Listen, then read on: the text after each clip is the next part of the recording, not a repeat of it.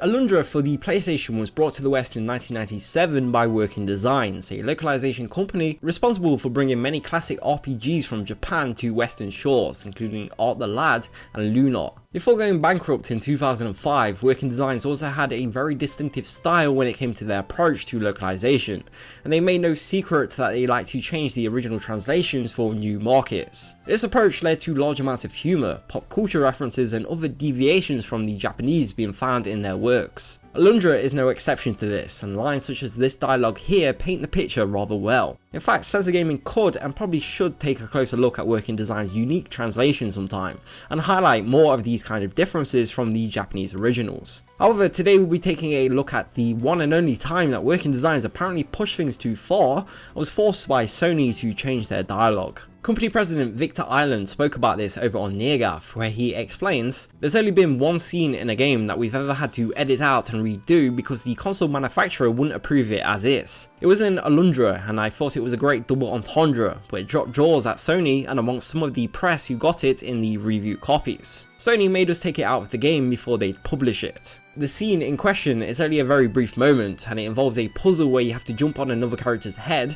so you can then jump up to a higher ledge. The other character is a female called Maya, and in the retail release she makes a pun about giving you a head start. However, in the planned version, when she gives you her head, she instead talks about, well, giving you head.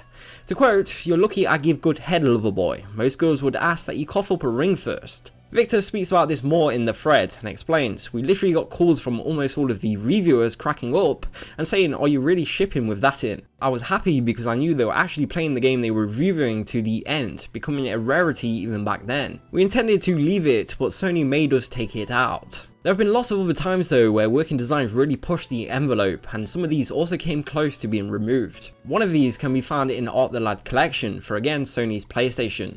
In the second game is a party member called Deke Beck, who is a robot with the special trait of being unable to gain levels and level up. However, despite being permanently set to level 1, Deke Beck still gains experience points, and these can then be transferred to other characters in the party. Working Designs couldn't stop themselves from making a rather adult joke about this situation in the game's manual, Deke's name of course being quite similar to a very different sort of word. So on page 86 of Art the Lad Collection's manual, you will be able to find a section all about how and why you may want to suck Deke's experience, with the heading "Sucking Deke." In the forum thread, Victor says that Sony again had issues with this and that they even almost pulled the page. He also makes it clear that the company would add a lot more than just adult jokes to their translations, and states there was a pretty good concentration of straight up funny and a fair amount of literary references to balance out the pop culture and sexy stuff. Needless to say though, Working Design's approach to localization isn't for everybody, with some preferring accurate translations that stick to the Japanese originals and don't add jokes and stuff where there were none originally. Victor responds to some of these concerns and highlights how the company never aimed for translation with their games, and how he feels that's what set their work off from everyone else's. Are you a fan of Working Designs translations? Want to see more examples of how Working Designs handled localization? Let us know in the comments below, and until next time, thank you for watching.